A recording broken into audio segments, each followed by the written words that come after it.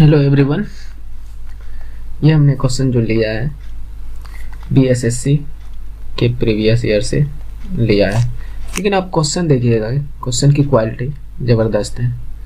ना तो ज़्यादा ये इजी है, ना ही ज़्यादा हार्ड है, ये मॉडरेट है और क्वेश्चन की क्वालिटी मेरे अनुसार अच्छा है और इस तरह के क्वेश्चन सभी को करनी चाहिए।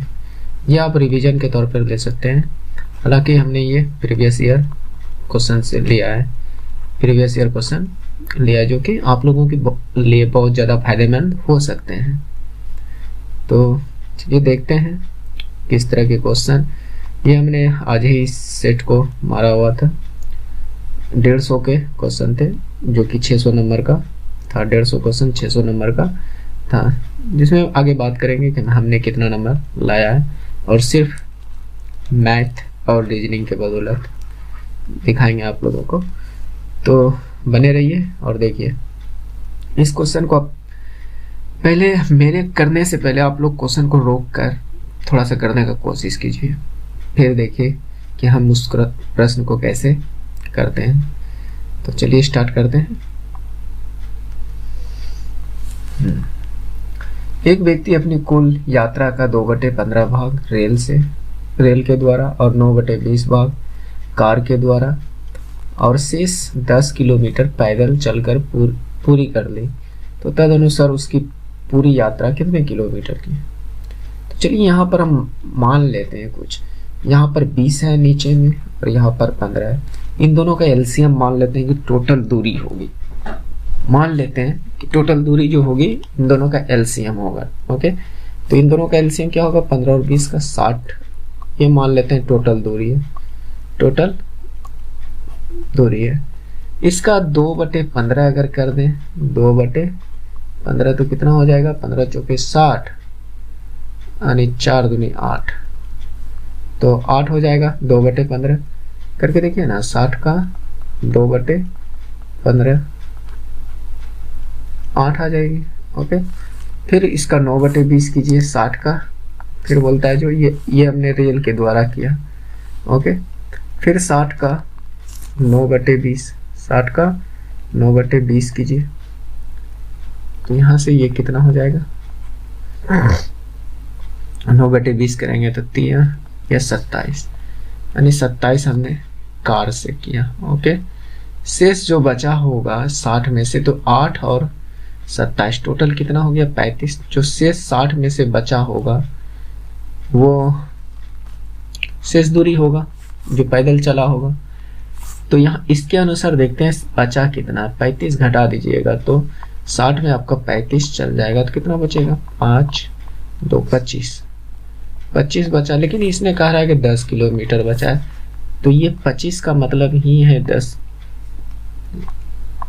10 किलोमीटर। ओके, तो हम यहाँ से एक का वैल्यू निकाल सकते हैं, एक का वैल्यू 10/25 किलोमीटर। तो हमको निकालना कितना है, 60 का। हमने टोटल कितना माना है, 60, तो इसको गुना कर दीजिए 60 से, गुना 60 से, तो कटा उठा दीजिए, 5 से 2 टाइम, 5 से 5 टाइम, 5 से 12 टाइम, तो यहाँ से कितना आ गया, यानी 60 का मान आ गया 12 दूनी 24, तो ये 24 किलोमीटर। इस तरह से आप इसको आसानी से बना सकते हैं। भले हमको बताने में टाइम लगा, लेकिन ये प्रश्न 20 से 25 सेकंड का है, इससे ज़्यादा टाइम इस प्रश्न में नहीं लगना चाहिए। नेक्स्ट देखते हैं। ये आप प्रीवियस यानी प्रैक्टिस के तौर पर इन क्वेश्चन को आप लोग कर सकते हैं। हालांकि ये दिखाएंगे कि ये प्रीवियस ईयर ही क्वेश्चन है, जिसको हमने आज ही मारा है। टोटल 150 क्वेश्चन का सेट था जिसको आज ही हमने मारा है। फिर मैंने कुछ क्वेश्चन लिया वहाँ से, फिर सोचा कि इसका आप लोगों को भी फायदा मिलनी चाहिए। यदि ABCD 4 लगातार विषम पूर्ण संख्याओं का औसत 42 है, B और D का गुणनफल क्या होगा। मान लीजिए A B C D, तो कोई संख्या, इसको A को मान लीजिए K था, विषम पूर्णांक संख्या बोल रहा है, तो दूसरा संख्या क्या हो जाएगा, K+2, तीसरा संख्या K+3, दो दो बढ़ाते जाना है 4, और चौथा k + 6, और इन सभी का औसत दिया है 42। औसत कहने का मतलब इन सब का योग 42 गुना 4 संख्या है 4 से, यानी टोटल 42 गुना 4। तो इन सबको ऐड कर दीजिए, यहाँ से सबका मान निकल जाएगा ABCD का। तो ये 4K हो जाएगा क्योंकि 4 गो K है। ओके, प्लस 4 2 6 4 10, और इसको गुना कर दिएगा तो आपका 4 चौके 16 160 और 8 168। ओके, तो 4K बराबर यहाँ से निकल कर आ जाएगा 168 में 10 चल जाएगा 158 अपॉन K बराबर कितना आ जाएगा 158/4। ठीक, तो इसको कटा दीजिए, देखिए कटता है क्या। देखते हैं कोशिश करके कटाने का। तो K का मान इतना आ गया, तो K यहाँ से आ जाएगा 4 4 तिया 12, बच गया कितना 2, 4 तिया 12 3 बच गया, 4 9 36। कहीं हमने गलती तो नहीं कर दिया। 4 2 6 6 12 घटना चाहिए था 12। ओके, तो 12 घटाइएगा तो यहाँ पर ये कितना आ जाएगा, इधर जाकर 12 घटेगा तो आपका 6 यहाँ पर हो जाना चाहिए था। तो ये 4 9 36। तो K का मान 39 आ गया था। हमसे पूछा किसका मान है, B और D का गुणनफल। तो B कितना है, यहाँ पर मैं पेन थोड़ा सा चेंज कर दूँ। B कितना है K + 2 और D कितना है K + C। तो B आपका आ जाएगा कितना K + 2, और K का मान कितना आया है 39 और +2, यानी ये 41 हो जाएगा। और D का मान कितना हमने माना है K + 6, तो ये 39 + 6, ये कितना हो गया 45। आप यहाँ से इन दोनों का गुणनफल, इन दोनों का गुणनफल D और D का गुणनफल, तो यहाँ से गुना कीजिएगा। तो ऐसे तो इसको आप यूनिट डिजिट से मार सकते हैं, क्योंकि यहाँ पर 1 और 5 का गुणनफल लास्ट में तो 5 आएगा ही, और एक ही में है जो कि इसमें नहीं है, इसमें नहीं है, इसमें नहीं है, सिर्फ इसी में है। तो ये तो यूनिट डिजिट से मार सकते हैं, या तो आप गुना कीजिए प्रॉपर, देखिए कितना आता है। तो 41 गुने में 45, 5 20 4 16, 5 4 8 1 48 45। तो ये आपका ऑप्शन सही है। तो नेक्स्ट देखते हैं, ये रहा। हमने देखिए BSSC का CGL का पिछले ईयर का, ये 2017 वाला है, ये जो है 2017 वाला पेपर हमने मारा था। मेरा टोटल 490 नंबर आया है, 600 का होता है, हालांकि 150 क्वेश्चन इसमें रहता है, पर क्वेश्चन 4 नंबर का। तो हमने 127 सही किया, 18 गलत किया। जो गलत हुआ है वो सिर्फ जीके और करंट अफेयर। मैथ रीजनिंग मेरा बहुत कम गलती होता है, तो इसके बदौलत हमने इतना नंबर ला लिया। तो एक अच्छा खासा स्कोर है, मैंने कट ऑफ पार कर लिया। जनरल कट ऑफ देखिए 340 से 345 के बीच है, और हमने 490 के बीच लाया है, तो कट ऑफ अच्छी खासी है मेरी। तो यहाँ पर देखिए अगला देखते हैं। ये तो हो गया, आप लोग भी लगा सकते हैं सेट। ये रहा। ओके, कहता है 12 पुरुष अथवा 18 महिला एक खेत की कटाई 14 दिन में पूरी कर सकती है, तो समान चाल से करते हुए 8 पुरुष तथा 16 महिला खेत की कटाई कितने दिनों में पूरी कर सकेंगे। तो चलिए इसका एक प्रॉपर तरीका बताते हैं, अच्छा तरीका। जैसे 12 पुरुष, या तो बोल रहा है 18 महिला, या तो 12 पुरुष को P मान लेते हैं और महिला को M मान लेंगे। 18 महिला के बराबर है, तो यहाँ से इन दोनों का क्षमता निकल जाएगा, पुरुष अपॉन महिला, यानी 18/12। यहाँ से कटा पिटा दीजिएगा तो यहाँ से कितना आ जाएगा 6 से 3 टाइम, 6 से 2 टाइम, यानी पुरुष की क्षमता 3 है, महिला की क्षमता 2 है। बस यहाँ पर एक कॉन्सेप्ट लगा लेना है आप लोग को, टोटल वर्क बराबर टाइम इंटू इफिशिएंसी यानी क्षमता, समय गुना क्षमता। तो ये इसकी क्षमता निकल कर आई है, यहाँ से इसकी क्षमता। तो टोटल वर्क कैसे निकालेंगे, किसी एक से ले लेते हैं, इसी से ले लेते हैं कि 12 पुरुष से ही काम करवाएं तो टोटल काम कितना होगा। तो 12 पुरुष से अगर काम करवा रहे हैं तो समय कितना, 14 दिन। 14 दिन। इसकी क्षमता पुरुष, कितना पुरुष लेना है, 12 पुरुष लेना है। उसकी पुरुष की क्षमता कितनी है, 3। ये 3। तो ये टोटल काम हो गया, ये टोटल काम हो गया। अब कराना किससे है, 8 पुरुष और 16 महिला से। 8 पुरुष और 16 महिला से। तो हम एक दिन का निकाल लेते हैं कि एक दिन में 8 पुरुष और 16 महिला कितना करेगी। तो एक, हालांकि यहीं पे कर लेते तो कोई दिक्कत नहीं था। एक दिन में इन दोनों से काम जो करवाएंगे, एक दिन का कार्य दोनों से, एक दिन का कार्य। देखिए 8 पुरुष है, पुरुष की क्षमता 3 प्लस 16 महिला है, 16 महिला की क्षमता 2। तो यहाँ से इसको हल कीजिएगा तो 8 या 24 प्लस 32। तो यहाँ से ये दोनों मिलाकर कितना आ जाएगा, 56। तो एक दिन में 56 काम कर रहा है, एक दिन में 56 काम कर रहा है। और उसको टोटल काम करवाना है इतना, इन दोनों से मिलाकर इतना टोटल काम करवाना है। तो समय निकालने के लिए क्या करेंगे, एक दिन के काम से भाग दे देंगे। तो यहाँ पर 14 गुना 12 गुना 3 ये टोटल काम है, इसको एक दिन के काम से भाग दे देंगे 56 से। तो ये आपका कटपीट के आंसर आ जाएगा कि कितना दिन में पूरा कर लेगा। 14 चौके 4 तिया, तो 3 तिया 9 दिन। तो इसका आंसर हो जाएगा 9 दिन।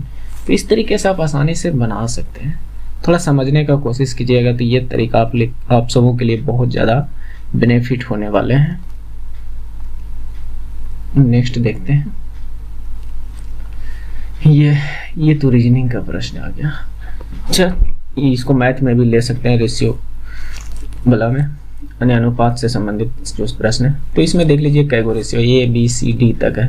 तो लिख लीजिए इस तरह से A B C D। चलिए निकालने का एक ज़बरदस्त तरीका बताते हैं। हो सकता है किसी को आता होगा, किसी को नहीं भी आता होगा।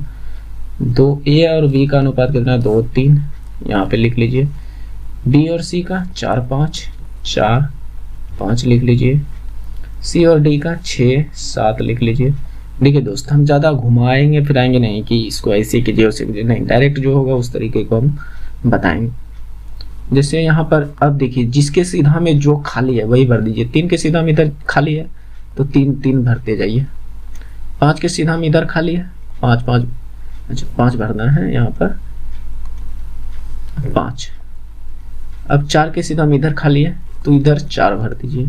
6 के सीधा में इधर खाली है 6 6। बस हमको चाहिए क्या, ए और डी का। ए और डी हमसे पूछ रहा है, तो ए का मान ये आ जाएगा और डी का मान ये। जैसे ए डी चाहिए, इन दोनों से हमको कोई मतलब नहीं है, हमको ये डी से मतलब है। 2 4 गुना 6 ये ए का है गया रेशियो, और डी का चाहिए तो 3 गुना 5 गुना 7, 3 गुना 5 गुने 7। तो यहाँ से देखिएगा तो ये इसको कटा भी सकते हैं, 3 दूनी 6, है कि नहीं। तो अब कुछ कटेगा क्या, नहीं कटेगा। 2 4 दूनी 8 दूनी 16 और 5 7 35। तो ए और डी का रेशियो कितना आ गया, 16:35। तो इस तरीके से आसानी से कर सकते हैं। हो सकता है आप लोगों के पास एक अलग तरीका हो, और भी तरीके से ये बन सकते हैं, लेकिन ये हमें अच्छा तरीका लगता है। इसमें गलती होने की बहुत कम संभावना होती है। नेक्स्ट देखिए, 4 अभाज्य संख्याएं आरोही क्रम में लिखी जाती है। प्रथम 3 संख्या का गुणनफल इतनी एवं अंतिम 3 संख्या का गुणनफल इतना। तो प्रथम अभाज्य संख्या कौन सी होगी, प्रथम अभाज्य संख्या कौन सी होगी। तो हम यहाँ पर ऑप्शन से हम बनाते हैं। इस क्वेश्चन को ऑप्शन से ही करना बेहतर रहेगा। जैसे मान लीजिए हम 5 को प्रथम अभाज्य संख्या मान लेते हैं, 5। उसके बाद अगला अभाज्य संख्या क्या होगा, कोई 4 संख्या है ना, 1 A B C D 4 संख्या मान लिए। दूसरा क्या, 7। तीसरा क्या, अभाज्य 11, क्योंकि 9 तो भाज्य संख्या है। उसके बाद 13। देखते हैं, अगर इस पर बैठ गया काम हो जाएगा, नहीं तो 7 लेंगे अगला। तो 5 सते 35 गुना 11, क्योंकि बोल रहा है क्या, प्रथम 3 का गुणनफल 385 होना चाहिए। 35 गुना 11 तो 5 8 3 हो तो गया। ये 3 संख्या का गुणनफल आ गया 385। और फिर बोला अंतिम 3 संख्या का गुणनफल इतना हो जाना चाहिए था 1001। तो देख लेते हैं अंतिम 3 संख्या का 13, ये तीनों का गुणनफल करके देख लेते हैं कितना होता है। तो 13 सते 91 गुना 11 कर लेते हैं। 1 9 1 10 9 1 10 हो तो गया। मतलब ये इधर बी सी डी का गुणनफल भी 1001 आ गया और ए बी सी का गुणनफल भी 385 है। इसका मतलब ये 5 प्रथम संख्या सही है। तो इस तरह के क्वेश्चन को अगर आप थोड़ा सा दिमाग लगा के ऑप्शन से बनाइएगा तो आसानी से बन जाएगा। ओके, नेक्स्ट कर लेते हैं। देखिए, हम चाहेंगे कि जितना जल्दी, बहुत आप कहने का मतलब कम टाइम में ज़्यादा क्वेश्चन करा सकें। किन्हीं 2 धन पूर्ण संख्याओं का महत्तम समावर्तक और लघुत्तम समावर्तक क्रम से इतना है। यदि एक पूर्ण संख्या 105 है तो दूसरी पूर्ण संख्या क्या है? हालांकि मेरा कहना इतना बोल देते हैं, देख लीजिएगा एक बार, समझ लीजिएगा कि हाँ हम इतना बोल रहे हैं। एक पूर्ण संख्या 105 है तो दूसरी पूर्ण संख्या क्या होगी? ठीक, ओके। तो आप लोगों को एक कॉन्सेप्ट पता होनी चाहिए। प्रथम संख्या गुना दूसरी संख्या जो बराबर होती है, संख्या लगा लीजिएगा, एलसीएम गुना एससीएम, ये कॉन्सेप्ट होता है। तो प्रथम संख्या 101 यहाँ पर दे दिया 105 और दूसरी हमें निकालनी है तो रहने देते हैं दूसरी। एलसीएम मेरा 525 दिया है, क्रमशः बोला है ना। देखिए, महत्तम समावर्तक 35 और लघुत्तम समावर्तक 525। तो एचसीएफ कितना है? 35। बस कटा दीजिए तो दूसरी संख्या यहाँ से निकल कर आ जाएगा 525 गुना 35 बटे 105। तो 35 दिया 105, 3 से इसको कटाइए, देखिए कितना आता है। 3 से कटाएंगे, 3 का 3 बच गया कितना? 2, 3 सते 21 बच गया 1, 3 75, 175। तो दूसरी संख्या 175 आ गई थी आपकी। यह ऑप्शन नंबर सी सही हो जाएगा। नेक्स्ट देखते हैं। अच्छा, ये क्वेश्चन का हम एक चीज बताते हैं तरीका। इसमें देखिए टाइमिंग भी रह गया है मेरा, इसको मात्र हमने 33 सेकंड में किया है। क्या देखिए, आप 33 सेकंड में कर सकते हैं? अगर कर सकते हैं तो अच्छी बात है। इसमें कुछ लोग क्या करेंगे कि 32 लड़कियां हैं और लड़कियां एवं लड़कों का अनुपात इतना है, यानी बॉयज और गर्ल्स का जो रेशियो है, गर्ल्स 16 है, बॉयज 9 है। यहाँ पर उल्टा हमने लिख दिया है, गर्ल्स यहाँ बॉयज गर्ल्स लिख दिया और यहाँ पर गर्ल्स बॉयज का दिया है, तो इसलिए मैंने उल्टा दिया। और यहाँ कह रहा है कक्षा में लड़कियों की संख्या 32 है और तो यहाँ पे ये 2 गुना है, तो ये इसका भी 2 गुना, इधर ही बॉयज हो जाएंगे 18। फिर कहेंगे इन दोनों को जोड़ेंगे और फिर कक्षा में लड़कियों का प्रतिशत निकालेंगे, यानी 32। इन दोनों को जोड़ के ऐड करेंगे 50 गुना 100, तो ये आपका 2, 32 दूनी 64%। तो ऐसे निकालिएगा। लेकिन हम कहते हैं इस संख्या को भूल जाइए, यहाँ क्या है उससे हमको कोई मतलब ही नहीं। चलिए दिखा दें कैसे। ऐसे देखिए 64 आया ना, उस तरह से भी 64 आएगा। सिर्फ रेशियो से ही हम पकड़ लेते हैं। ये आपका गर्ल्स है और ये 9 जो है ये बॉयज है। ठीक, तो लड़कियों का प्रतिशत पूछा है, लड़कियों को ऊपर रख दीजिए। टोटल कितना हो गया?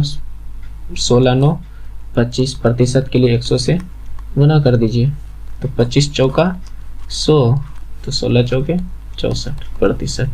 तो इस तरह से आसानी से इसको बना सकते हैं। तो इसका 64। तो कुछ लोग ज़्यादा थोड़ा दिमाग लगाइएगा, ज़्यादा से ज़्यादा हालांकि उसे भी बनाइएगा तो आपको टाइम 1 मिनट के अंदर ही आएगा, लेकिन ऐसे और भी ज़्यादा कम आएगा। अगर मान लीजिए आपका 20 सेकंड ही बचा तो वो दूसरा क्वेश्चन के लिए काम आ जाएगा, है कि नहीं? और आप लोगों को तो पता है कि एग्जाम में जो है टाइम कितना मायने रखता है। एक बंदर वृत्ताकार खंभे जो 21 मीटर ऊंचा है, ठीक है, मान लेते हैं ये कोई खंभा है, वो 21 मीटर का है। इसकी हाइट टोटल 21 मीटर है। ओके, टोटल 21 मीटर का है। पर वह 1 मिनट में 6 मीटर चढ़ता है, लेकिन अगले मिनट में 3 मीटर उतर जाता है, फिसल जाता है। तो बंदर को खंभे की चोटी पर पहुंचने में कितना समय लगेगा? इसको जरा सोच कर बनाइएगा, समझ के बनाइएगा, थोड़ा गलती होने की संभावना कम होगी। जैसे मान लीजिए कि पहला मिनट में वह 6 मीटर चढ़ा, फिर दूसरा मिनट जैसे ही गया 3 मीटर फिसल गया, तो इसको 2 मिनट लग गया, लेकिन ये चढ़ा कितना? 6 में 3 गया, 3 ही चढ़ा। इसको चढ़ना कितना है? 21 मीटर चढ़ना है। लेकिन एक बात बताइएगा, लास्ट का जो वो जंप मारेगा, यहाँ जैसे ही चढ़ जाएगा, तो क्या वहां से फिसलने की उसकी चांस होगी? नहीं ना, नहीं होगी। तो ये 6 मीटर लास्ट बार में चढ़ जाएगा। तो 21 में 6 को घटा दीजिए, उतना ही हम चढ़ाएंगे। पहले 21 में 6 को घटा दीजिए, तो इधर कितना बचेगा? 15। पहले हमको 15 तक ही चढ़ाना है। तो 2 मिनट में 3 चढ़ता है, तो 15 पुराने के लिए इसको हम क्या कर सकते हैं? 5 से गुना कर सकते हैं। 3 गुना 5, 15 हो गया। तो इसको भी 5 से गुना कर दीजिए, 2 गुना 5, है कि नहीं? तो ये भी 10 मिनट में यह 15 चढ़ रहा है, 10 मिनट में यह 15। लास्ट में जो जंप मारेगा डायरेक्ट, अंतिम मिनट में जो जंप मारेगा वह डायरेक्ट 6 चढ़ जाएगा। तो 1 मिनट और लगेगा उसको 6 चढ़ने में, तो +6, तो 11 मिनट टोटल लगा 21 चढ़ने में। 21 मीटर चढ़ने में टोटल 11 मिनट लगा। तो इसका आंसर 11 होगा, ना कि 10। समझे कि नहीं? तो इसका आंसर करेक्ट होगा 11। जैसे ही आपको बोले कि बंदर उंदर के चढ़ने के बाद या चीटी उटी फिसलने उसलने की बात हो, तो लास्ट का जो जंप होगा वह 6 मीटर आप घटा दीजिएगा। जो भी लास्ट का जंप दिया है उसको घटा दीजिएगा। बाकी बात इधर देख लीजिएगा कि 2 मिनट में कितना चढ़ रहा है, उसको भाग दे दीजिएगा। तो वहाँ से ये टाइम आया 10 मिनट, और लास्ट मिनट में जो वह 6 डायरेक्ट ही चढ़ ही जाएगा, तो वह टोटल 21 होगा। उम्मीद है कि आप क्वेश्चन को समझ पा रहे होंगे। देखिए दोस्त, अगर आप बेसिक से करते रह गए तो आपका एग्जाम में 15-20 क्वेश्चन बनते बनते आपका टाइम खत्म हो जाएगा। इसीलिए थोड़ा तो ट्रिक लगाना पड़ेगा, है कि नहीं? 3 कारों की चाल का अनुपात इतना है, यानी 2:3:5 है। यानी मेरे पास स्पीड का रेशियो दिया है 2, 3, 4, और हमसे पूछ क्या रहा है? समान दूरी सभी तय कर रहा है, तो समय का अनुपात क्या होगा? यानी टाइम का रेशियो हमसे पूछ रहा है। तो टाइम का रेशियो अगर निकालना हो ना, तो क्या कीजिए, इसको पहले भूलिए। 2 मान लीजिए, यहाँ 2 है ही नहीं, इन दोनों को गुना कीजिए, 4 तिया 12। ओके, अब इसको छोड़ दीजिए, अब इसको भूल जाइए और इन दोनों को गुना कर दीजिए। कितना आ गया? 4 दूनी 8। ठीक, जिसका निकालना है उसको भूल जाना है, बाकी बात जो भी है उसको गुना कर दीजिए। फिर इसका निकालना है, इसको भूल जाइए, इन दोनों को गुना कर दीजिए 6। ये आपका टाइम का रेशियो आ गया। लेकिन इतना ऑप्शन में तो है नहीं, तो और इसको कटा भी तो सकते हैं 2 से। 6 2 से कटाएंगे तो ये 6, 4, 3। क्या इस तरह का ऑप्शन है हमारे क्वेश्चन में? है, 6, 4, 3। तो ये हमारा, क्योंकि देखिए जब दूरी समान हो तो स्पीड का रेशियो जो होगा वह टाइम का उल्टा होगा, टाइम का रेशियो जो होगा स्पीड का उल्टा होगा, है कि नहीं? तो एक दूसरे के विपरीत होते हैं। ओके, तो यहाँ से ये क्वेश्चन को आप समझ पाए होंगे। देखिए कितना जल्दी हमने फाइंड कर दिया। तो आप लोग भी कर सकते हैं, बस तरीके को सीखते हैं। खत्म हो गया क्या? नहीं, खत्म तो नहीं होना चाहिए, और भी क्वेश्चन हमने लिया था, कम से कम 15-20 क्वेश्चन है अभी क्वेश्चन। एक कार्य को पूरा करने में 20 से 50% अधिक समय लेता है। ओके, यदि दोनों एक साथ कार्य करते हैं तो उन्हें पूरा करने में 18 दिन लगते हैं। तदनुसार यदि बी अकेला ही कार्य करे तो कितने दिनों में कार्य पूरा करेगा? ठीक है, तो पहले हम देख लेते हैं, एक ए बंदा है और दूसरा बी है। उसको टाइम जो लगता है बी से 50% अधिक लगता है। अगर बी को मान लीजिए रेशियो ही मान लेते हैं, अगर 100 टाइम लगता है तो इसको 150 लगता होगा, है कि नहीं, 50% अधिक।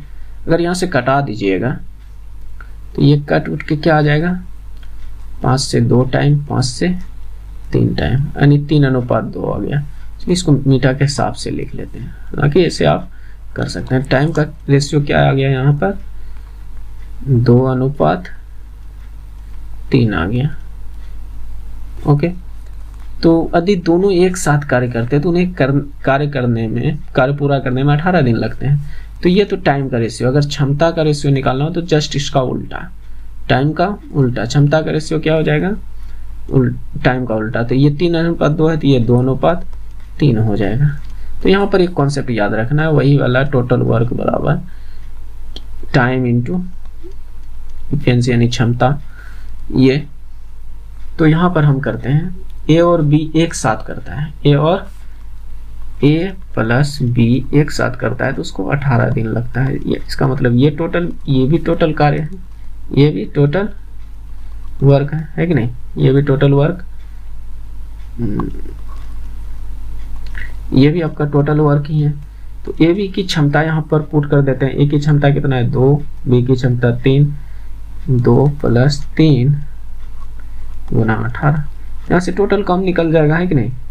इन दोनों के लिखा तो है क्षमता गुना यानी समय गुना क्षमता, समय 18, क्षमता दोनों का मिलाकर 5, तो यहाँ पर 5 गुना 18, ये टोटल काम हो गया था। पूछ रहा बी अकेला करेगा कितने समय में, तो बी का क्षमता क्या है 3 है, तो बी का काम बी से काम करवाना है तो टोटल कुल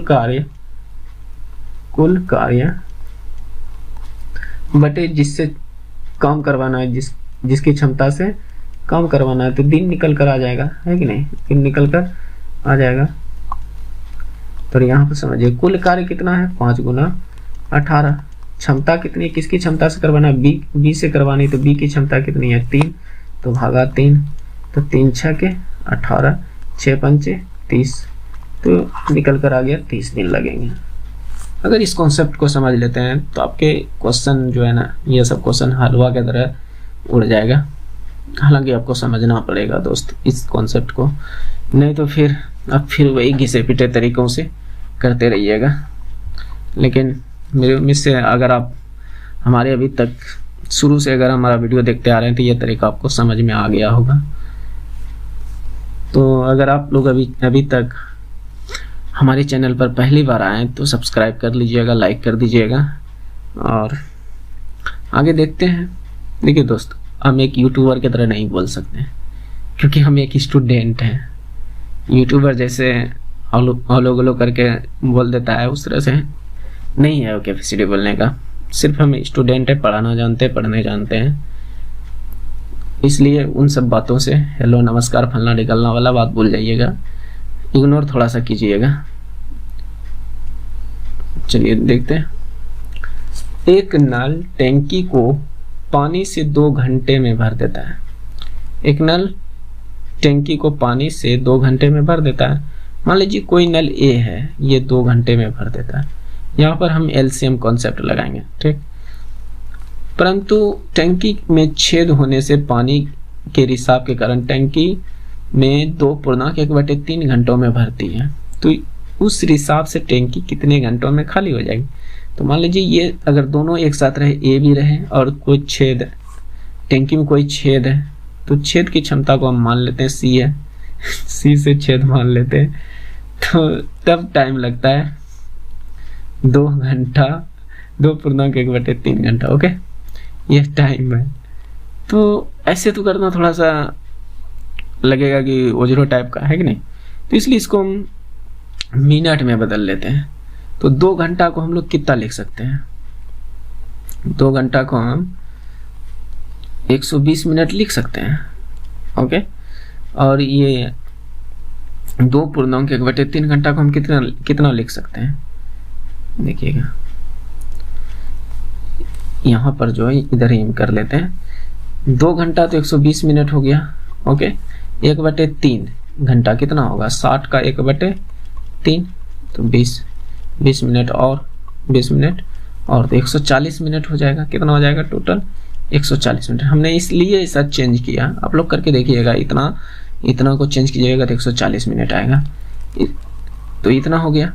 तो चलिए, तो एलसीएम जो निकालेंगे या एलसीएम मेथड से हम लोग बनाएंगे, इन दोनों का एलसीएम कितना हो जाएगा 840 निकाल लीजिएगा। देखिएगा 120 और 140 का एलसीएम 840, तो इसको भाग दीजिएगा। तो ये हमारा टोटल क्षमता हुआ, टोटल काम बोल लीजिए, टोटल क्षमता बोल लीजिए, या टैंकी की क्षमता टोटल इतनी 800 आया।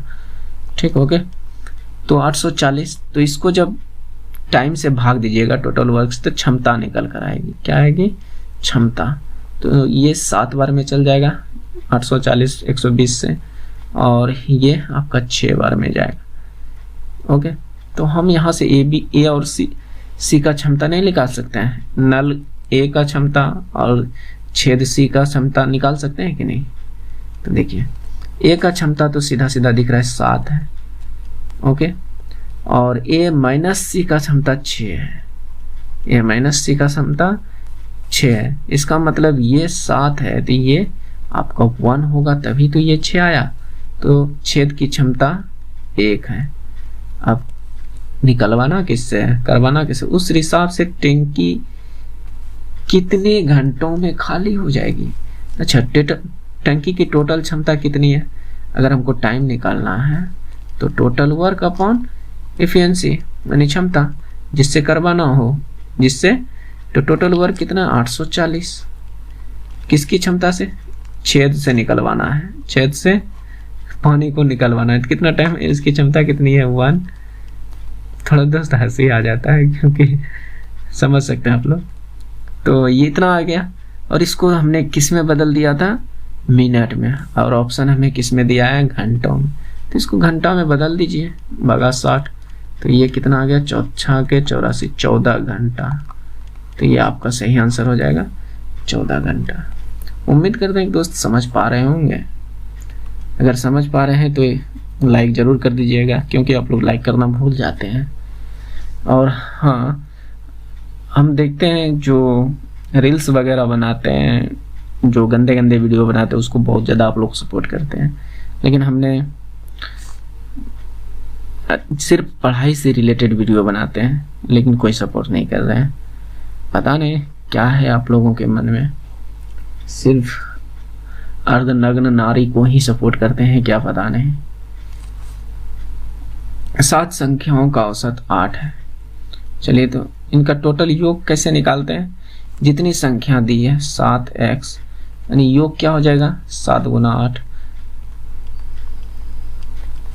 टोटल संख्या कितना हो जाएगा, 7 संख्याओं का योग कितना हो जाएगा 56। ओके, और उनमें से एक संख्या और जोड़ दिया जाए, उनमें से एक संख्या और जोड़ दिया, 7x पहले से था और एक संख्या और हमने जोड़ दिया, तो टोटल कितने 8 संख्या हो गया, और उनका औसत 9 हो जाता है। 9 औसत 9 हो जाता है, और ये टोटल कितनी संख्या 8 संख्या। तो यहाँ से ये टोटल इनका योग कितना हो जाएगा, टोटल यहाँ से इनका योग 9 × 72।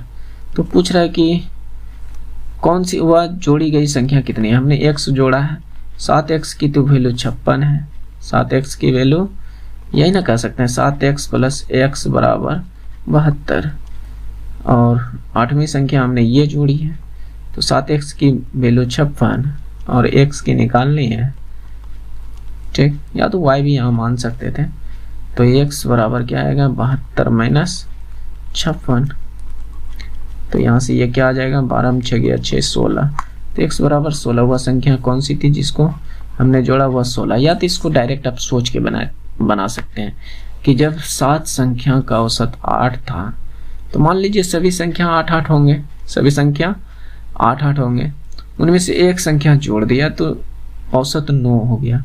मतलब सभी 8 संख्या पर एकक बढ़े तभी तो 9 आया, सभी 8 संख्या पे एकक बढ़ा तभी तो औसत 9 आया। तो इसका मतलब 8 बढ़ा है टोटल 8 संख्या से, तो इन दोनों को जोड़ दीजिएगा तो 16। यह तरीका शायद आप लोगों के लिए आउटडेटेड हो सकता है, हमने इसको ऐसे ही किया है बिना बनाए, बट समझाने के लिए हमने ऐसे किया है, तो इसका आंसर 16 हो जाएगा। इस तरीके से भी बना सकते हैं। ये माइंड कैलकुलेशन था, कैसे इसको कर सकते हैं। अगर सीखना चाहते हैं तो बताइएगा, मैं इस पर थोड़ा रिसर्च करूँगा और बढ़िया से कोशिश करूँगा कि उसको मैं बढ़िया से आप लोगों के पास पेश कर सकूँ। ओके, हालांकि ये सब क्वेश्चन तो डायरेक्ट हमने टेस्ट मारा, उसके बाद उस क्वेश्चन को डायरेक्ट ही हमने वहाँ से कॉपी कर लिया। उसके बाद मैंने प्रैक्टिस नहीं किया, डायरेक्ट आप लोगों को बता रहे हैं।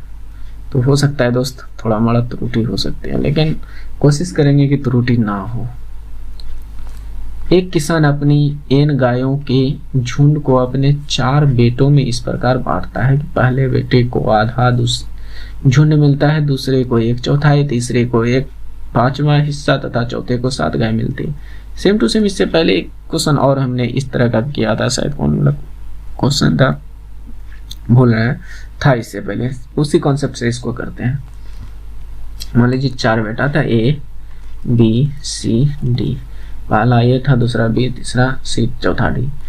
तो सभी को पहला को बोलता है कि पहले बेटे को आधा 1/2, दूसरे बेटे को 1/4 1/4, तीसरे बेटे को 1/5, चौथे को सीधा 7 गाय ये दे दिया, ये 7 गाय ही दे दिया इसको। तो यहाँ से हम मान लेते हैं इन सबको, टोटल गाय हम लोग कुछ मान लेते हैं 4 5 10 है ना। तो इसका एलसीएम हम मान लेते हैं कि टोटल होगा, टोटल गाय मान लेते हैं इसका एलसीएम 2 4 5 का एलसीएम कितना हो जाएगा 20। ठीक, तो टोटल गाय 20 मान लेते हैं। इसका 1/2 कितना हो जाएगा 10, A को मिला 10 हिस्सा, और इसका 20 का 1/4 यानी 5, B को मिला 5 हिस्सा। ओके, और फिर C को 1/5, तो 20 का 1/5 कितना हो जाएगा, तो यहाँ से ये 4 इसको मिला। तो टोटल कितना हो गए अनुपात में 10 5 15 4 19। तो अब एक ही ना बचा, 20 में 1 बचा, अनुपात में 1, और रियल में इसको कितना मिल रहा है 7 को मिल रहा है, यानी 1 का मान 7 है। हमसे पूछ क्या रहा है n का मान कितना होगा। टोटल हमने मान लिया n 20 गाय था, तो 1 का मान 7, तो 20 का मान कितना, गुना 7 से कर दीजिए तो 140। तो n का ही मान 140, यानी उसके पास टोटल 140 गाय है। इस तरह से भी कीजिएगा तो आसानी से बन जाएगा। बाकी बात बताइएगा क्या इसकी और भी तरीका हो सकते हैं, क्या होने का तो होगा, लेकिन हमारे लिए बेस्ट यही लगा। नेक्स्ट और है क्या क्वेश्चन, नहीं बस इतनी ही क्वेश्चन थी। टोटल हमने 15 क्वेश्चन लिया है इसमें। आप लोग बताइएगा कमेंट में कैसा लगा ये सेशन, और क्या आप लोगों को कुछ सीखने मिला। तो अपना फीडबैक कमेंट में ज़रूर दीजिएगा, और आप लोग नए हैं तो सब्सक्राइब ज़रूर कर लीजिएगा। तो मिलते हैं दोस्त नेक्स्ट क्लास में। जय हिंद।